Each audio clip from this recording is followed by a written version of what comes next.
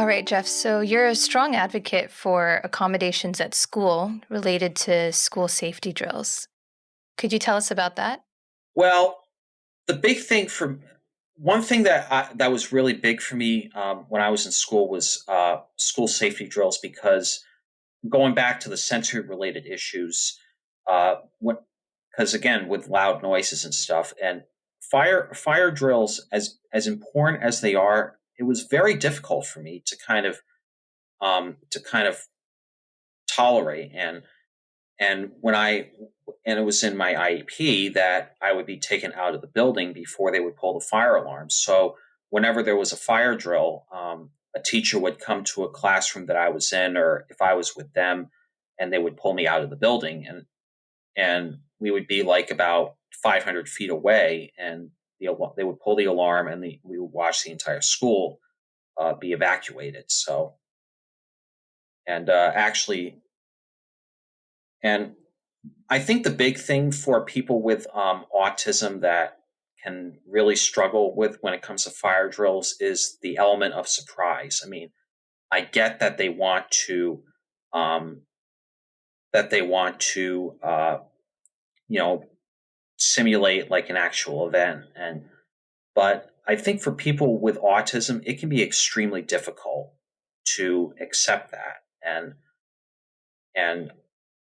a lot of people, students with autism, would like things scheduled because it's part of their routine and stuff. But to like to like a to like a school principal or a school superintendent, they may not understand that, and they'll say like, oh, he or she's probably trying to chicken out. They're just they don't want to do the drill. Well, they do want to do the drill, but they want to do it in a way that is accommodating to them. So that would be one thing that I'm trying to focus on. I'm trying to make school personnel more aware that these drills, like fire drills, lockdown drills, they can be bothersome, and you have to understand that not everyone is going to tolerate that kind of atmosphere or that kind of surprise, if you will. Hmm. And actually, not about a couple weeks ago, I did a presentation for the for Centers for Autism and Related Disabilities. They had a virtual conference out of Florida, and I did a presentation on school safety drills and autism because people need to understand, and people need to be aware that these kind of drills are very bothersome and they're difficult to they're very difficult to take in, and and there needs to be steps involved to help a student deal with the drill. I mean, like Hmm. just to kind of be more aware and understanding that's really the main goal of what I'm doing here.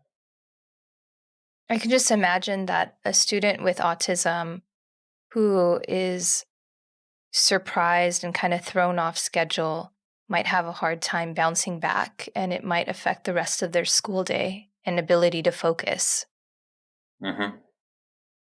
Yeah, I mean it can be extremely difficult, and because again, people with autism crave routine, they crave structure, and if some people's some people on the spectrum, if they struggle with their routines being thrown off, it can be like a snowball effect. Hmm. So, what are you recommending that school personnel do in those situations?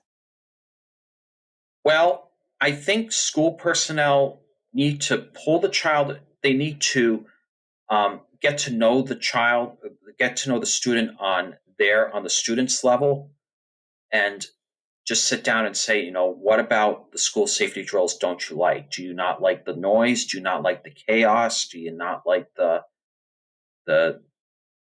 the fire personnel actually being there?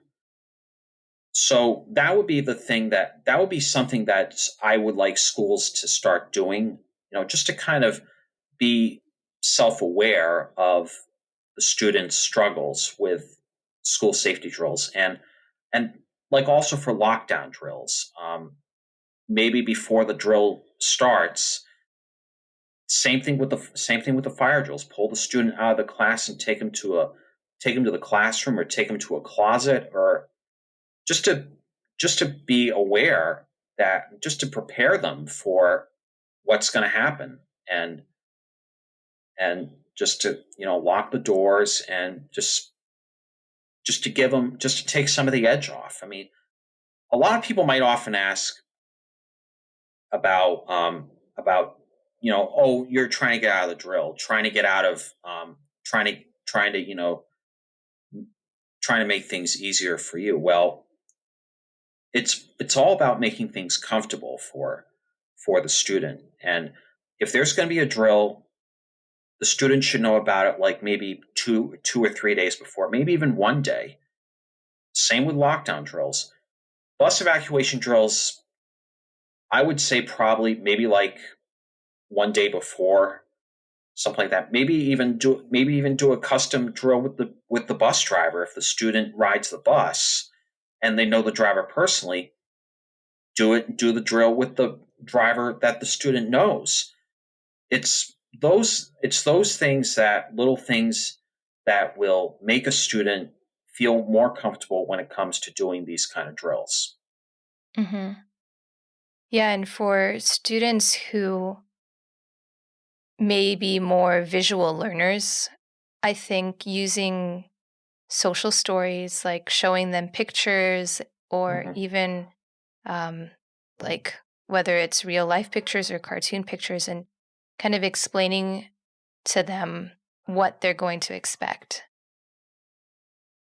Yes. As a matter of fact, I did in my presentations, I put in video clips to give a visual aspect to what I'm trying to get across to people, Mm-hmm. and also to show clips that a person with autism might be thinking of. So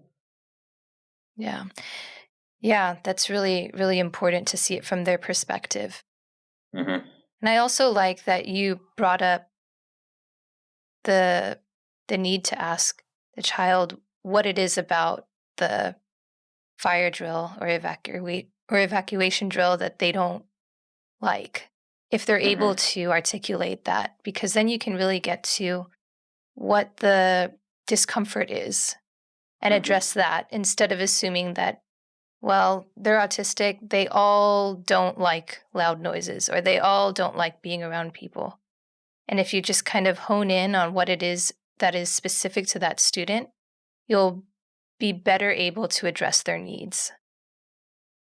Yes, and also some students that are afraid of fire drills, some of them may not talk, they can't talk, and the school personnel might assume that they can get the information from the student. Well, actually, if the student can't talk, if the student has mutism, then they can go to the parents and they can talk to the parents. So that's one thing that school personnel can do. If the student can't really communicate what their feelings are, then they can just go to the parents and ask them. So Mm. Yeah, that's a great point. You've been watching Autism Knows No Borders. If you like this video, please give it a thumbs up and subscribe to our channel. Also, we'd love to hear from you, so let us know what you think in the comments section. Click here to watch this interview in its entirety. You can also find us on your favorite podcast app. Tune in each week for engaging conversations of how people across the globe are inspiring change and building community. Thanks for watching. Take care.